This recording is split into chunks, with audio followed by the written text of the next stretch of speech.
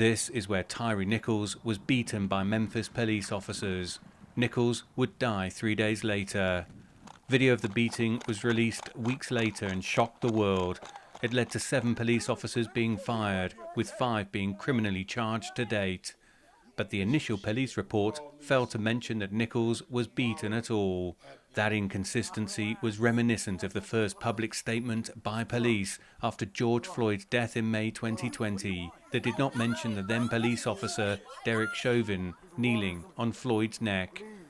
Tavis Grant is executive director for the Rainbow Push Coalition, the organization formed by civil rights leader Jesse Jackson. The greatest witness of our time has been video. It's been the common citizen seizing the opportunity, seeing an act or an event that appears to not be right, not be just, not be legal, and they use that moment to record and document that moment. What has been the most compelling witness of our day is video. There are many reasons as to how these accounts can differ. Certainly, an officer writing an initial report may have a personal stake in spinning the narrative. But department officials may also be vague in statements because they don't yet have all the facts, because investigators are still gathering evidence. The author of the George Floyd statement later said he wrote it before he had seen any video footage of the encounter.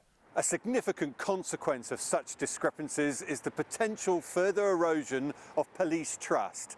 This is of particular concern in communities that may already be sceptical of law enforcement.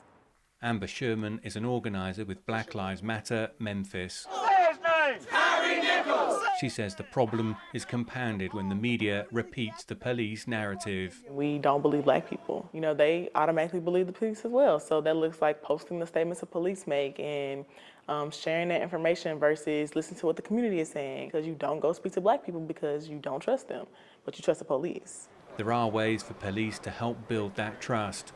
Some experts suggest working with independent community leaders before discussing an incident with members of the press.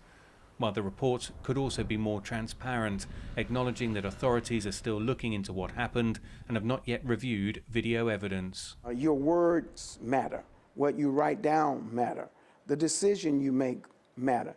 And far too many people of color have served too much time in jail, spent too much money on legal fees and defense, and have lost too much of their lives simply because a piece of paper, false information, false witness. There must be change and there must be correction appropriately across the board. There are still questions around Tyre Nichols' death, not least how it all began, what prompted police to stop him.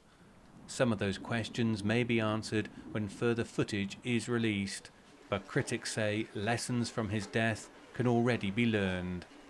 Dan Williams, CGTN, Chicago.